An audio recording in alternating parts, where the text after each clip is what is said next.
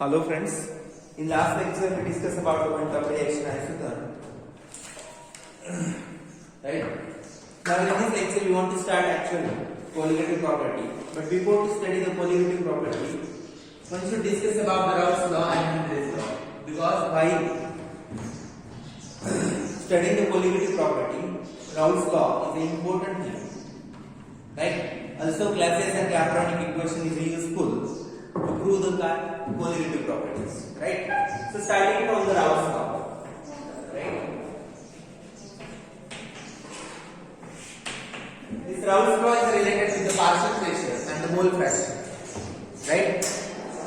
We all very well know about the partial pressure, vapor pressure, partial vapor pressure or only the partial pressure, right? Partial pressure, also mole fraction, activity, vapor pressure of pure substance. Okay, these all quantities are well known about ourselves, right?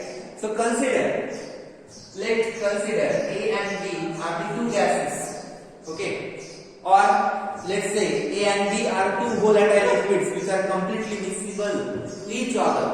A and B are two volatile liquids which are completely miscible to each other, and on mixing they form ideal solution, right? On mixing they form ideal solution, right? Let's say consider PA and PB with the partial pressure of A and B in a solution. Na and Nb are the number of moles of A and B respectively, right? Capital Na and capital B with the mole fraction of component A and B respectively, right? Then P0 A and P0 B be the vapor pressure or pressure of pure substance A and B respectively, right? Then if you think about the activity of A and activity of B within the solution, then according to definition of activity we can say that activity is nothing but the ratio of partial pressure of substance to the vapor pressure of pure substance, right? Or pressure of pure substance. That means we can write activity of component A is equal to partial pressure of A divided by vapor pressure of pure component A, right? And activity of component B is equal to partial pressure of B and vapor pressure of pure substance B, right? But for ideal solution, right? But for ideal solution we can say that activity is nothing but the mole fraction, right? So I can write activity of A is nothing but mole fraction of A. Activity of B is nothing but mole fraction of B. Therefore, above equation become, instead of activity you can write mole fraction. Therefore, mole fraction is nothing but the ratio of partial pressure of that component to the vapor pressure of pure component,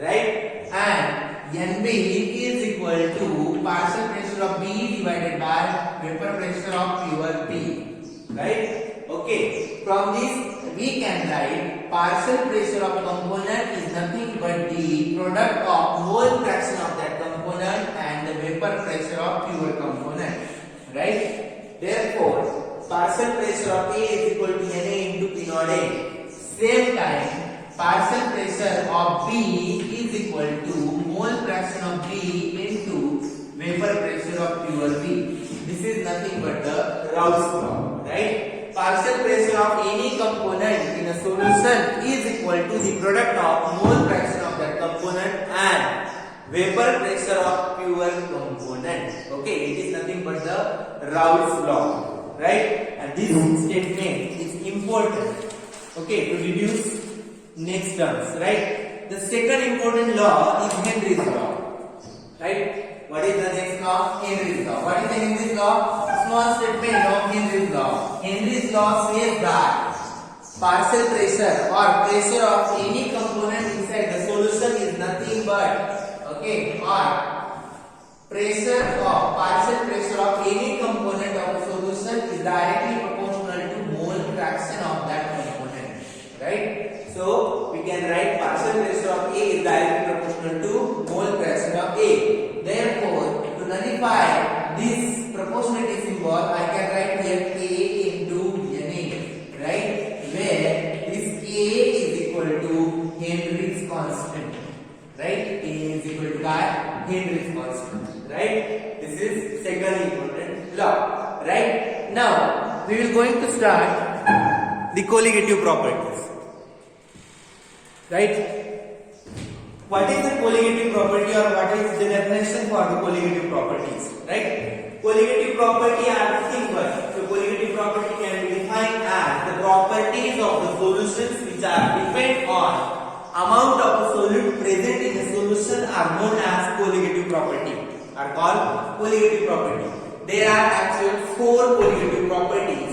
Okay, property number 1, lowering of vapor pressure of the solution, that is called lowering of vapor pressure. Second, elevation in the boiling point of the solution. Third, depression in the freezing point of the solution, right? And fourth colligative property is osmotic pressure. Fourth one is osmotic pressure. So just first colligative property, that is elevation in the boiling point of solution, right? Elevation in boiling point of solution. That means we can say that boiling point of solution is greater than that of boiling point of pure solvent. Okay, and question will be asked in such way that prove that elevation in the boiling point is an colligative property, right? According to definition of colligative property, the properties of a solution which are dependent on amount of solute present inside the solution, right? So suppose we think about the solution. Solution has 2 components. One is the solvent and second one is the solute, right? If you consider the pure solvent and if you consider the vapor pressure of pure solvent is always greater than that of vapor pressure of solution, right? Therefore, boiling point of solution always greater than boiling point of pure solvent, right? Vapor pressure of solvent is greater than vapor pressure of solution, and boiling point of solvent is less than boiling point of solution, right? And what do you mean by the boiling point? The temperature at which vapor pressure is equal to atmospheric pressure, right? And keep in your mind that boiling point, there is a very slight difference between the boiling point of solution and the solvent, and this difference is depend upon amount of solute present inside the solution, right? If we consider for the if we consider for the dilute solution, there are 2 curves which are parallel to each other. One curve stands for the boiling point, or one curve stands for the solvent, and second curve stands for the solution, right?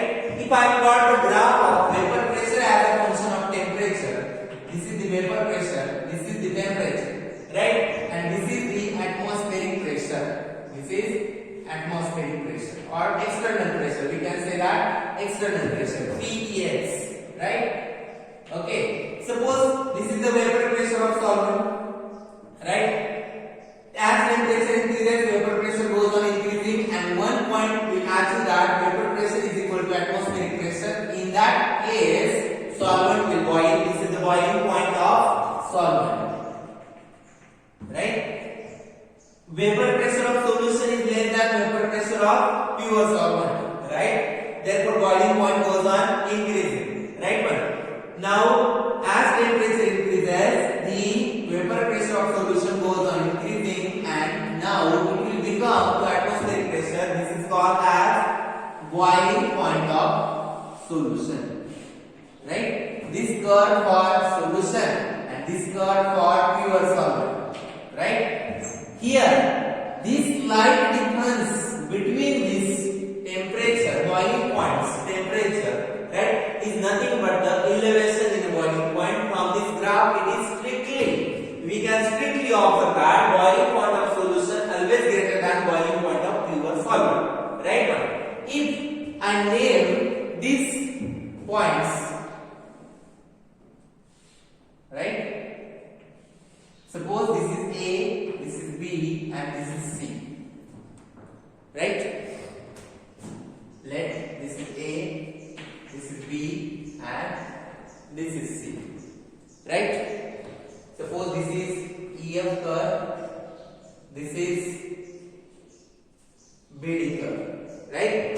BD curve stands for the solution and EF curve stands for the solvent, right? Pure solvent. Okay, this is the EF curve and this is the boiling point, right? Now we can observe the boiling point elevation or difference in the boiling point is equal to the length of AB, while difference in the vapor pressure is equal to length AC. Right? From graph we can have the idea, right? This is the elevation in the boiling point, length AB, and this is the depression. This is the difference in the boiling point, and this is nothing but difference in the vapor pressure, right? These things we can strictly observe from this graph, right? And because of this is the dilute solution, there is a slight difference between the boiling points of solvent and pure solvent and boiling point of the solution, right? Let's consider vapor pressure of pure solvent. Okay, I already stated that vapor pressure of pure solvent always greater than that of vapor pressure of solution, right? So we can relate the change in the boiling point with the difference in the vapor pressure. That means because of there is a difference in the vapor pressure between the solvent and the solution, there is a difference in the boiling point of pure solvent and the solution. So then we can conclude that the change or difference in the boiling point is occurred because of there is a difference in the vapor pressure of pure solvent and the solution, right? Let's consider P naught is the vapor pressure of pure solvent, right? And P is equal to vapor pressure of solution, right? Same time, T naught is the boiling point of pure solvent, okay? And T is equal to boiling point, or T1 is equal to boiling point. Here we can write PD, TB or TB, right? Boiling point of the solution, right? P naught is greater than P, therefore T naught is less than TB. Okay, T naught is less than TB. Okay, then we can write the lowering of vapor pressure, right, is equal to P naught minus P, right? While change in the boiling point or difference in the boiling point is equal to TB minus T naught B, which is also called as delta TB, that is elevation in the boiling point, right? From graph we can say that the difference in vapor pressure or lowering of vapor pressure is related with the length AC, right? This is equal to length AC, and this elevation in the boiling point equal to length AB, right? For this triangle ABC, right, the ratio of lowering of vapor pressure to the change or difference in the boiling point is constant, right? Is constant. Therefore, I am taking the ratio length of AB divided by length of AC, which is equal to delta TB divided by P naught minus P, right? Delta TB divided by P naught minus P, right? Now apply the Classes and Clapeyron equation for this, right? Why we apply the Classes and Clapeyron equation?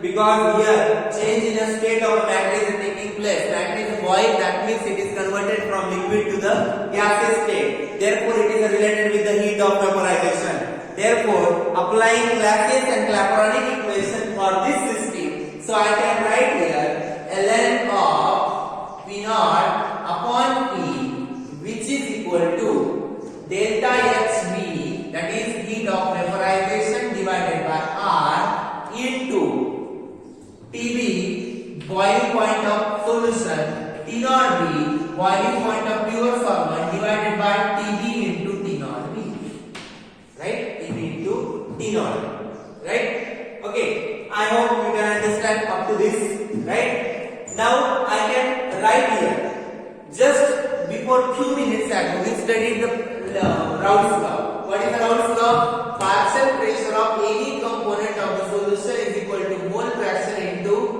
vapor pressure of pure component, right? Here also pure component and partial pressure, right? So we can write, okay, partial pressure, okay, divided by vapor pressure of pure component is equal to mole fraction. Is equal to mole fraction. Right? I take inverse of this term as minus ln of P upon P naught. Right? Which is equal to delta HV upon R into TB minus T naught B divided by TB into T naught B. Right? You can understand up to this. Right? I hope there is no any issue up to this point. Okay? So now I can change this equation. Okay? How would we change this equation? According to Raoult's law. Right? According to Raoult's law, I can write here ln P upon P naught. Okay? ln into P upon P naught. Right? Minus ln into P upon P naught. Okay? Which is equal to n1. Okay? Which is equal to n1, mole fraction of the first component. We consider here vapor pressure. Right? So, from Raoult's law,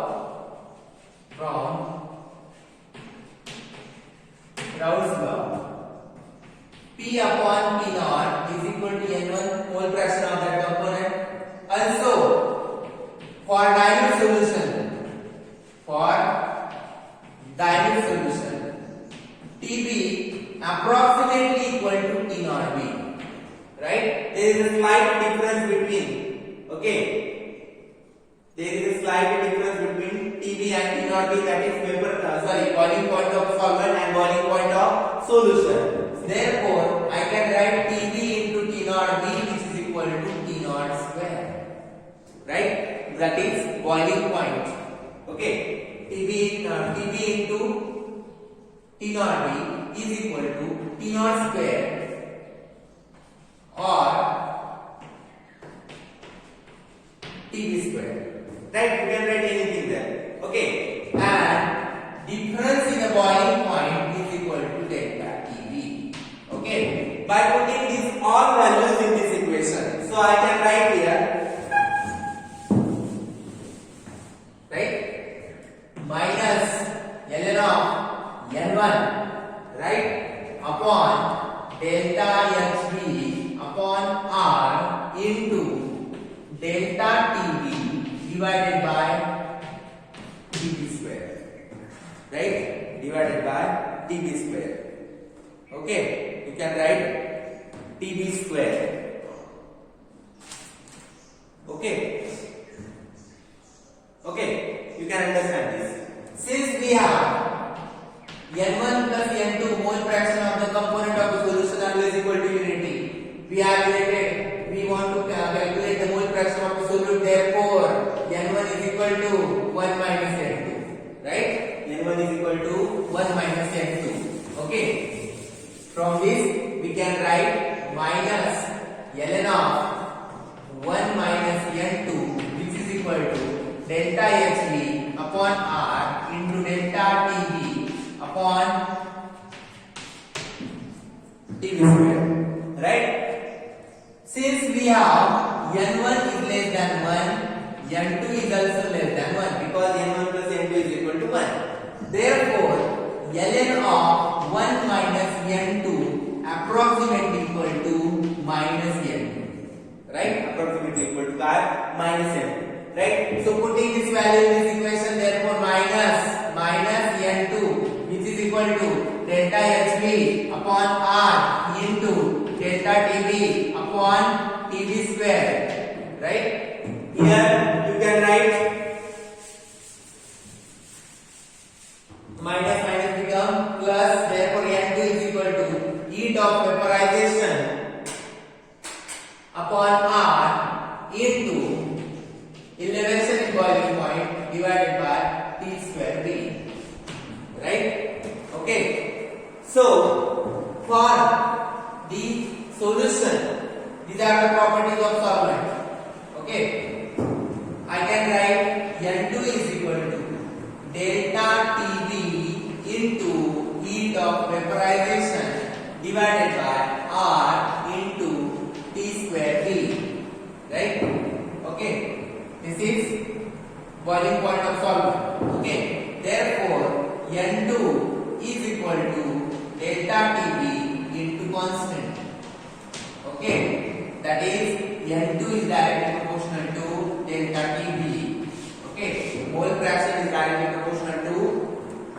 elevation in boiling point. Here you can say that the elevation in boiling point is directly proportional to mole fraction of the solute. That is, as the solute is maximum, elevation in boiling point is maximum, therefore it is related with the colligative property, right? But generally the concentration is not expressed in the mole fraction. To express the concentration, one have to use either the concept molarity, molality or normality, right? Here we use the molarity. What is the molarity? Molarity is nothing but the amount of solute present in 1 kg of a solvent, right? That is called as the molarity. And if molarity and the mole fraction, you want to equate the molarity and the mole fraction, then there is an equation, that is mole fraction is equal to molarity divided by molality plus number of moles of solvent. But since m plus n1, m is a small, they are approximately equal to n1. So I can write the equation n2 is equal to molarity upon n1.